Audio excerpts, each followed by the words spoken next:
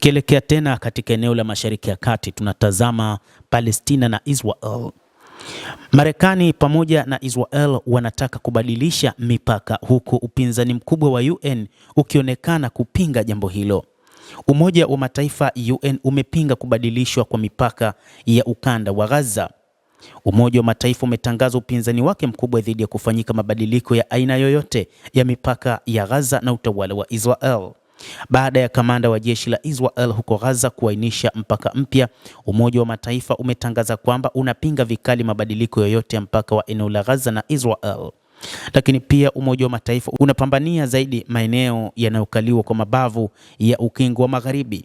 Msemaji wa Umoja wa Mataifa Stefan Dujarric amesema wiki iliyopita kwamba hatua ya Israeli ya kutambua mstari wa njano uliotajwa katika mpango wa kusitisha mapigano wa Rais wa Marekani Donald Trump kama mpaka mpya inaonekana kuwa ni kinyume na kwamba hilo halitowezekana katika makubaliano hayo. Msemaji wa Umoja wa Mataifa amesisitiza kwamba Umoja wa Mataifa UN unapinga vikali mabadiliko yoyote ya mipaka ya Gaza na Israel.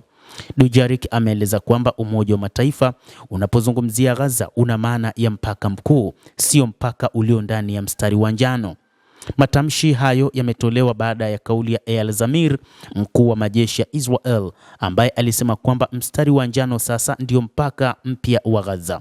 Zamir amesema kwamba Israel itadumisha udhibiti wa sehemu kubwa ya ukanda wa Gaza. Utawala wa Israel bado unakalia kwa mabavu zaidi ya 50% ya eneo la ukanda wa Gaza chini ya makubaliano ya kusitisha mapigano, na mstari wa njano unatenganisha vituo vya kijeshi vya utawala huo na maeneo ambayo Wapalestina wanaruhusiwa kuingia. Makubaliano ya kusitisha mapigano huko Gaza yalianza kutumika Oktoba 10 kwa mujibu wa mpango wa Donald Trump wenye vifungu 20 na vya kusimamisha vita na kusimamisha kwa kasi fulani mashambulizi ya miaka miwili ya Israel ambayo yameua zaidi ya Palestina 70,000 na wengi wao wakiwa wanawake na watoto, na kujeruhi wengine karibu 171,000 tangu Oktoba mwaka 2023. Hata hivyo, Israel inaendelea kukiuka makubaliano hayo kwa kutumia visingizio mbalimbali. Tangazo la Umoja wa Mataifa la kupinga mabadiliko yoyote katika mipaka ya ukanda wa Gaza na utawala wa Israel si tu jibu la kisiasa, bali pia linatokana na kanuni za sheria za kimataifa na wajibu wa shirika hilo la kudumisha amani na usalama duniani.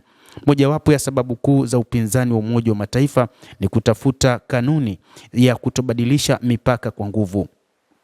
Mkataba wa Umoja wa Mataifa unatangaza waziwazi uvamizi wowote au mabadiliko ya mipaka kwa kutumia nguvu za kijeshi kuwa ni kinyume cha sheria.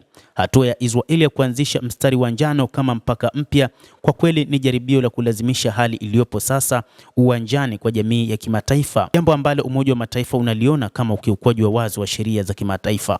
Shirika hilo limesisitiza kwamba mipaka ya Gaza ni ile ile inayotambuliwa hapo awali na kwamba hakuna mabadiliko ya upande mmoja yanayoweza kuchukua nafasi katika eneo hilo. Sababu nyingine ya upinzani wa Umoja wa Mataifa ni matokeo mabaya ya kibinadamu na kijamii na mabadiliko hayo. Utawala wa Israel umesababisha mgogoro mkubwa wa kibinadamu kwa kuweka vikwazo vikali vya kuingizwa bidhaa na vifaa muhimu katika eneo la Gaza. Ripoti zinaonyesha kuwa ni sehemu ndogo tu ya malori yaliyobeba chakula, dawa na mafuta yaliyoruhusiwa kuingia Gaza, jambo ambalo limesababisha uhaba mkubwa wa rasilimali muhimu na kuzidisha mateso ya raia katika ukanda wa Gaza. Kubadilishwa kwa mipaka katika ukanda wa Gaza kutakuwa na maana ya kuimarisha vikwazo hivyo na kuwanyima watu wa Gaza haki za msingi. Umoja wa Mataifa, kwa kuzingatia wajibu wake wa kibinadamu, haupaswi kukubali hali kama hiyo. Katika mtazamo wa kisiasa, Umoja wa Mataifa unaamini kwamba kubadilisha mipaka kutadhoofisha sana mchakato wa amani.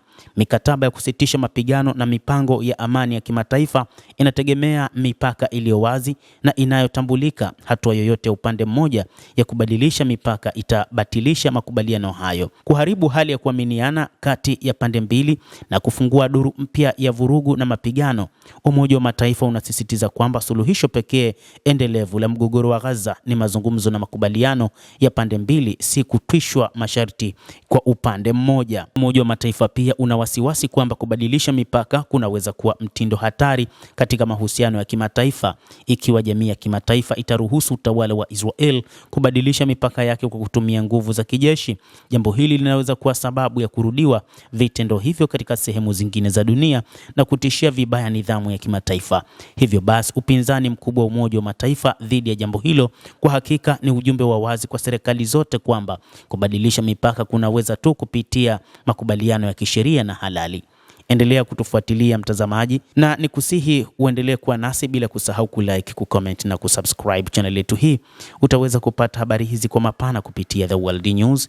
Mimi ni Adam Hussein, endelea kuwa nasi wakati wote, endelea kutufuatilia, utaweza kujua ni nini kinachojiri katika ulimwengu kupitia hapa The World News.